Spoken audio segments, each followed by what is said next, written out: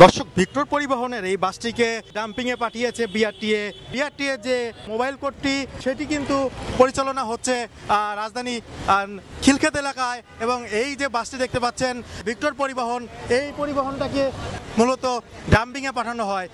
অর্থাৎ অনেকগুলো কারণ দিয়েই কিন্তু মূলত এই বাসটিকে ডাম্পিংয়ে পাঠানো হয়, আপনাদেরকে দেখাচ্ছিলাম। এছাড়া বাকি যেগুলো রয়েছে সেগুলো কিন্তু বিভিন্ন জরিমানা করা হবে। যে গাড়িগুলোর ফিটনেস নেই এবং যে গাড়িগুলো থেকে কালো ধোঁয়া বের হয় এমন গাড়িগুলোকে আটক রাখার কথা বলা হচ্ছে এবং বিআরটিএ থেকে এই ধরনের অভিযান পরিচালনা করা হচ্ছে। এছাড়া এই অভিযানে যৌথ বাহিনীর যারা রয়েছে তারাও কিন্তু অবস্থান করছেন, অর্থাৎ যৌথ বাহিনীর যারা রয়েছেন তারাও কিন্তু,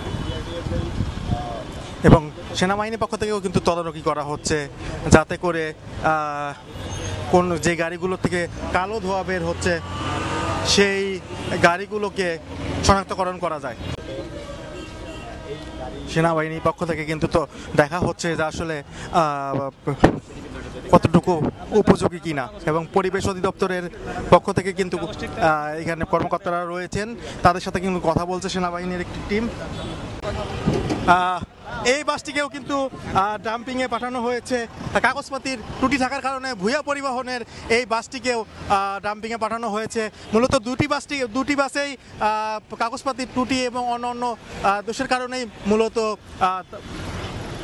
ডাম্পিংয়ে পাঠানো হচ্ছে। এবং বাকি যে বাসগুলো রয়েছেন তাদের বিষয়ে এখন পর্যন্ত কোনো সিদ্ধান্ত জানানো হয়নি। তবে